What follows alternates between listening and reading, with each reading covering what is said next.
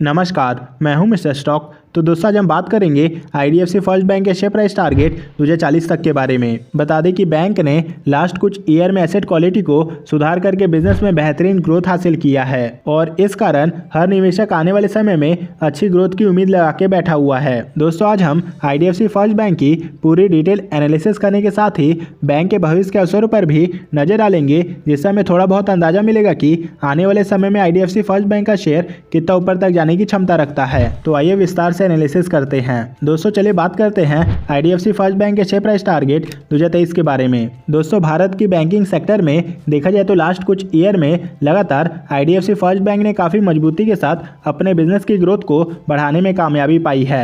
देखा जाए तो कंपनी अपने बिजनेस की ग्रोथ को बढ़ाने के लिए digital cash management solution, trade forex, wealth management, FASTag, toll acquiring business और साथ ही क्रेडिट कार्ड बिजनेस सेगमेंट में काफी ज्यादा फोकस दिखाते हुए नजर आया है। मैनेजमेंट की माने तो आईडीएफसी फर्स्ट बैंक आने वाले दिनों में अपने बिजनेस की ग्रोथ को बढ़ाने के लिए और भी अलग अलग बिजनेस सेगमेंट में अपना जो फोकस है वो बढ़ा सकता है। दोस्तों आने वाले समय में मैनेजमेंट जैसे जैसे अपना फोकस ग्रोथ वाले बिजनेस सेगमेंट के ऊपर बढ़ाता हुआ नजर आएगा, वैसे वैसे बैंक को इसका फायदा मिलेगा और इस चीज का इम्पैक्ट हमें इसके शेयर प्राइस पे भी देखने को मिलेगा। दोस्तों आईडीएफसी फर्स्ट बैंक का शेयर प्राइस टारगेट होगा 2023 के लिए 110 रुपए का। इसके बाद आप 115 रुपए के लिए होल्ड कर सकते हैं स्टॉक को।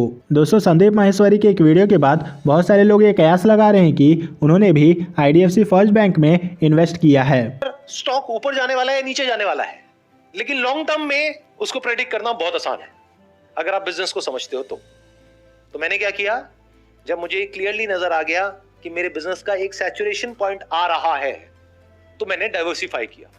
अब अगर आपकी लैंग्वेज में बात करी जाए तो मैंने एक स्टॉक परचेज किया। आप स्टॉक मार्केट को कैसे देखते हो? मैंने शेयर खरीद लिया, शेयर बेच दिया, शेयर का भाव ऊपर चला गया, शेयर का भाव नीचे चला गया। मैं ऐसे नहीं देखता। जो भी लोग एक्चुअल में समझते हैं स्टॉक मार्केट को वो ऐसे नहीं देखते, बल्कि स्टॉक मार्केट भी गलत वर्ड है। बिजनेस को जो समझते हैं वो ऐसे नहीं देखते। वो कैसे देखते हैं कि स्टॉक का जो प्राइस है वो डिसाइड होता है based upon sentiments in the short term, कि मार्केट के सेंटिमेंट्स कैसे हैं, मार्केट में ग्रीड है या फियर है, जिसको बोलते हैं बुल रन है या बियर मार्केट है।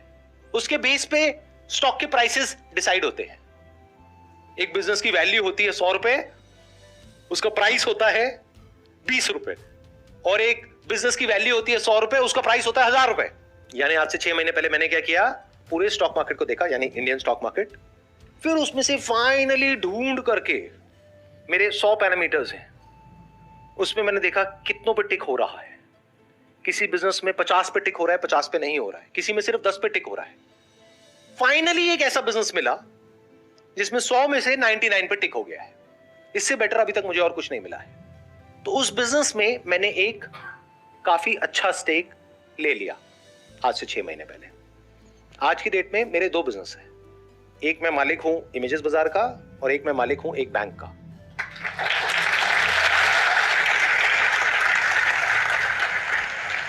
अब जब मैंने ये बोला आपने तालियां बजाई, इसका मतलब क्या है? आपको ये लग रहा है कि मैंने पूरा का पूरा बैंक खरीद लिया।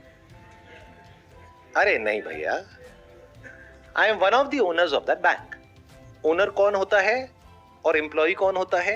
जो उस बैंक का मैनेजमेंट है वो एम्प्लॉइज है, जो उस बैंक का सीईओ है वो एम्प्लॉय है उस बैंक का, उसको सैलरी मिलती है। बट मालिक कौन है? Shareholder is the owner. तो I am the shareholder of that particular bank. अब वो बैंक, मेरी कैलकुलेशन कहती है on the most conservative side, it will give me a return of around 30% CAGR in the next 10 years. क्यों? क्योंकि मुझे उस बैंक के बिजनेस मॉडल के बारे में पता है, उसकी सारी एनुअल रिपोर्ट्स होती है वो मैंने पढ़ी है, उसकी अर्निंग्स कॉल सुनी है, उस बैंक में मैंने अकाउंट भी खुलवाया है ताकि कस्टमर के पॉइंट ऑफ व्यू से भी पता लगे। मतलब इतना डिटेल में, इतना डीप में गया हूं मैं उस बैंक के कि मुझे एग्जैक्टली पता है कि क्या हो रहा है और क्या होने वाला है।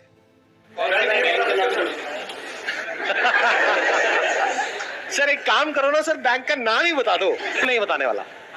दोस्तों आपका क्या मानना है इसके ऊपर आप कमेंट करके जरूर बताएं। चलिए अब बात करते हैं IDFC फर्स्ट बैंक के शेयर प्राइस टारगेट 2024 के बारे में। दोस्तों दुनिया में किसी भी बैंक को अपने बिजनेस को तेजी से ग्रो करने के लिए CAC रेशियो में बढ़ोतरी सबसे ज़्यादा अहम होता है। दोस्तों पिछले कुछ सालों से IDFC फर्स्ट बैंक के CAC रेशियो को देखें तो लगातार बहुत ही अच्छी बढ़त होता हुआ नजर आया है, जिसके कारण देखा जाए तो बैंक के लोन बुक में अच्छी बढ़त होने के साथ ही बैंक को अच्छा ब्याज भी मिल रहा है। दोस्तों बैंक लगातार CAC रेशियो को बढ़ाने के लिए कस्टमर को अपने साथ जोड़ने का पूरा प्रयास कर रहा है और इसके लिए बैंक बहुत सारे ऐसे नए ऑफर अपने कस्टमर को डिपॉजिट अमाउंट पर प्रोवाइड करता हुआ दिखाई दे रहा है, जिसके चलते इन्वेस्टर उम्मीद कर रहे हैं कि आने वाले समय में और भी तेजी के साथ यानी कि अच्छी ग्रोथ के साथ बैंक के CAC रेशियो में हमें बढ़त देखने को मिलेगा। दोस्तों IDFC फर्स्ट बैंक का 2024 का शेयर प्राइस टारगेट होगा 130 रुपए। इसके बाद आप 150 रुपए के लिए होल्ड कर सकते हैं स्टॉक को। चलिए बात करते हैं IDFC फर्स्ट बैंक के शेयर प्राइस टारगेट 2025 के बारे में। दोस्तों अपने NPA को कंट्रोल में रखने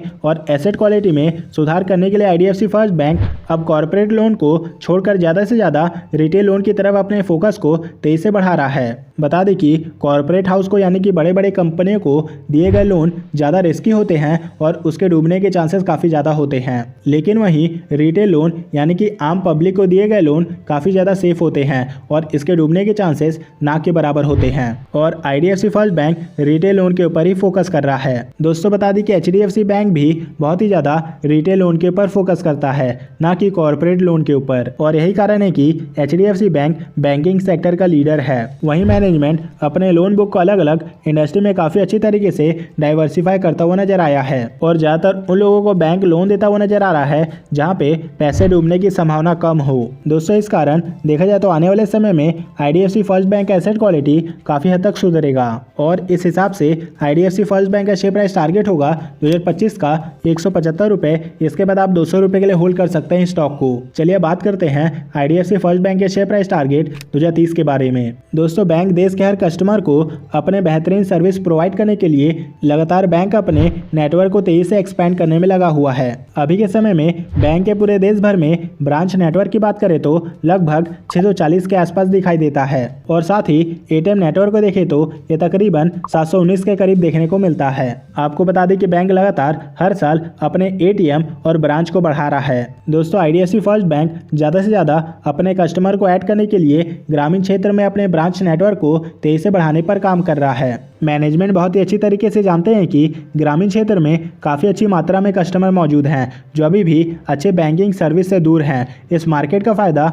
उठाने के लिए IDFC फर्स्ट बैंक लगातार इन सेक्टर में अपने नेटवर्क को तेजी से एक्सपैंड करने पर फोकस कर रहा है। दोस्तों IDFC फर्स्ट बैंक का शेयर प्राइस टारगेट होगा 2030 तक का 300 रुपये। इसके बाद आप 350 रुपये के लिए होल्ड कर सकते हैं स्टॉक को। चलिए बात करते हैं IDFC फर्स्ट बैंक के शेयर प्राइस टारगेट 2035 के बारे में। दोस्तों बैंक लगातार अपने बिजनेस ग्रोथ को बढ़ाने के लिए डिजिटलाइजेशन पे काफ़ी ज़्यादा फोकस कर रहा है, जिसकी वजह से देखा जाए तो कस्टमर को फ़ायदा मिलने के साथ ही बैंक को भी बहुत ही अच्छी तरीके से फ़ायदा मिलता हुआ नज़र आ रहा है। इसके साथ ही बैंक आने वाले समय में बैंकिंग सेवा को और भी बेहतर बनाने के लिए ऑनलाइन बैंकिंग में नए नए टेक्नोलॉजी का उपयोग करके बैंक कस्टमर को सबसे अच्छा सेवा देने की पूरी कोशिश कर रहा है। दोस्तों इस वजह से उम्मीद जताई जा रही है कि बैंक को आने वाले समय में यानी कि भविष्य में अपने बिजनेस को तेजी से ग्रो करने के लिए बहुत ही अच्छा मदद मिलेगा। दोस्तों बेहतर बैंकिंग सर्विस का इम्पैक्ट हमें इसके शेयर प्राइस पे भी देखने को मिलेगा और इस हिसाब से IDFC फर्स्ट बैंक का शेयर प्राइस टारगेट 2035 का होगा 700 रुपये का।